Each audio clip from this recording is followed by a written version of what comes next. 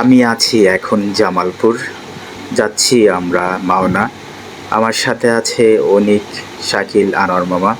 আসলে এখানের পরিবেশটা এতটা সুন্দর। আমার হাতের ডান সাইডে আছে মাছের খাবার, আর বাম পাশে সবুজ ধান ক্ষেত। আসলে সবুজ ক্ষেত দেখতে গ্রাম্য পরিবেশ সবার ভালো লাগে, তাই আমারও ব্যতিক্রম কিছু না। আমার কাছে অনেক ভালো লাগে। আসলে আমি ঘোরাপ্রেমিক মানুষ, আমি ঘুরতে ভালোবাসি, আমি সৌন্দর্যকে ভালোবাসি। আজকে আমি এই প্রথম এই রুট দিয়ে যাচ্ছি মাওনা। এই রুটের দুই সাইডে দুই পাড়ে আছে বিভিন্ন ফল গাছ।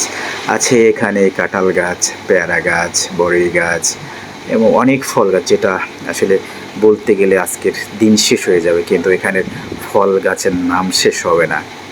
চলে গেল আমাকে রেখে অনেক, শাকিল। ওদের যদি আমাকে রেখে চলে যায়, হয়তো আমি এই রুটটা চিনি না, কিন্তু তারপরও ওদের সাথে সাথে যাওয়ার চেষ্টা করতেছি। দেখতেছি আসলে সবুজ ধান ক্ষেত, আসলে চোখটা জুড়িয়ে যায়। এত সুন্দর এখানের সবুজ ধান ক্ষেত এবং পাশে আছে সুন্দরবনের মতো বন।